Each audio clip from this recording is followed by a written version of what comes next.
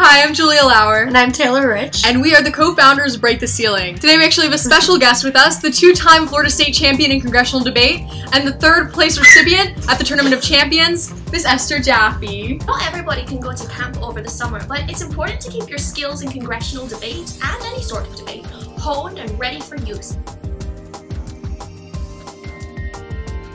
What we have prepared today is just essentially a list of sort of things you can do to keep yourself in the groove and ready to get right back to it once the debate season starts. The first thing that we want to cover is how to keep your speaking skills intact for when you go into the debate season next year. A good speaker is always conversational, so it's always good during the summer to practice your speaking and not necessarily reading off a legal pad in front of a mirror, because we all know you look good, but that's not really delivering to an audience. It's always good to deliver whatever you're talking about in front of someone else.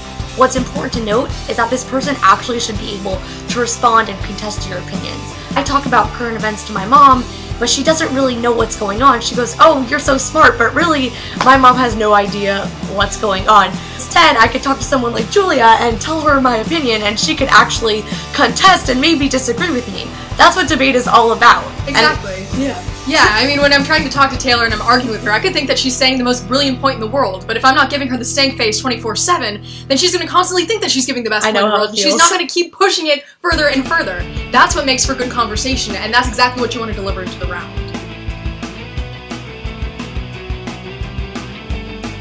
The next thing that people always ask, and this isn't just limited to the summer season, but it's just the season in general, is how do you keep up with current events? If you're not an avid reader, you don't like the New York Times, you don't like The Economist, then how actually are you going to keep up to date with what's going on in the world? My freshman and sophomore year, I was in the same boat as all of those people. I didn't really like reading, I didn't have time for it.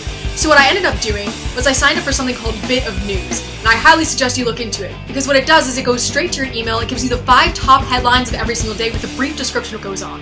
Over time, if you keep compounding all of that information, I'm telling you, you're going to be far more advanced in current event than people who are reading the New York Times and can only read 1 or 2 articles because of time restraints.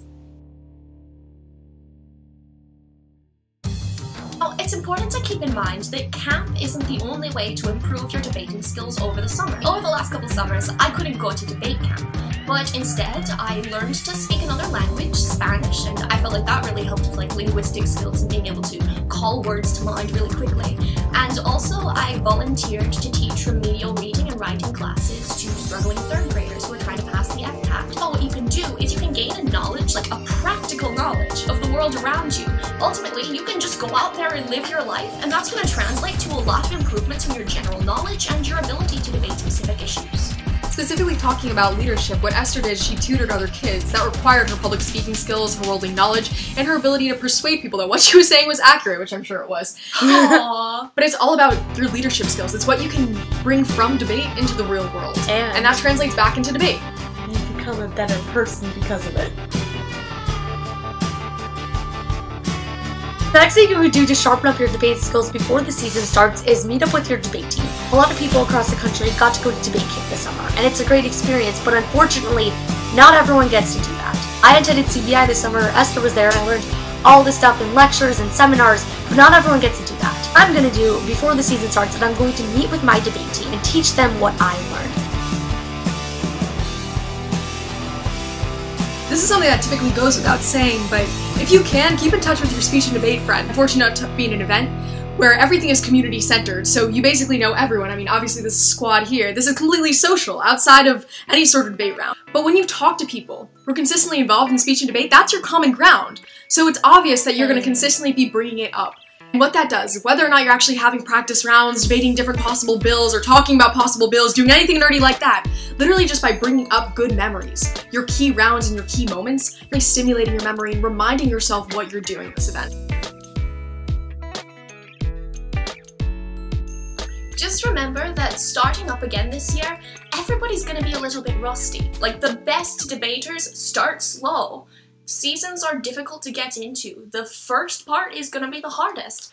But if you take care to not let your skills go by the wayside over the summer, keep focused and keep preparing, the fact is, you're going to be just fine. You're going to do great this season, and we cannot wait to see you succeed. Yay!